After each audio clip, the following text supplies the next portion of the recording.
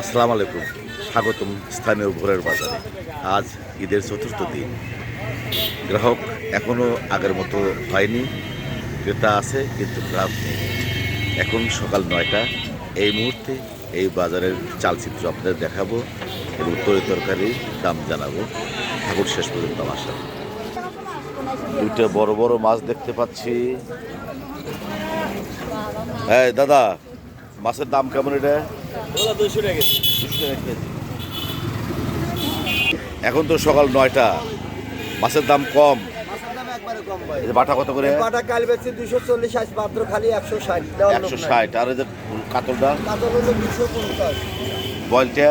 বল 500, 550 টাকা রাখা যাবে। আর এই যে কেজি আছে শিং মাছ? 300। 300 টাকা আজকে শিং দিলে মাছ। কয়টা দিছি আর কয়টা দাম? বাজার একদম ফাঁকা হয়ে গেছে। জানবো কাঁচা তরকারির দাম। হ্যাঁ বন্ধুরা, আজ ঈদের চতুর্থ দিন। স্থানীয় বাজারে কাঁচা তরকারির দাম কেমন এই সুন্দর দোকানদারের কাছ থেকে জেনে নেব। বাবাজি, এই পেঁপে কত করে? 80 টাকা কেজি। আর এই যে গাজর? 40 টাকা কেজি। সুন্দর টমেটো দেখতে পাচ্ছি। 30 টাকা কেজি। এই পটল? 60 টাকা কেজি। 60 টাকা কেজি। এই করল্লা? করলা হলো 80 টাকা কেজি, 60 টাকা। আর এই যে ভেন্ডি 80 টাকা। 80 টাকা কেজি। খিরে? 30 টাকা কেজি। 30 টাকা কেজি। এই যে চমৎকার আলু? 20 টাকা কেজি। 20 টাকা কেজি।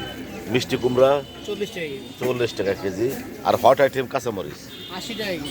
80 টাকা কেজি। বেগুন? বেগুন 40 টাকা কেজি। 40 টাকা কেজি।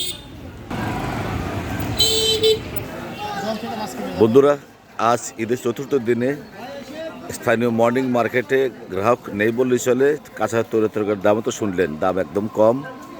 এতক্ষণ সবাইকে ধন্যবাদ আমার পাশে থাকার জন্য।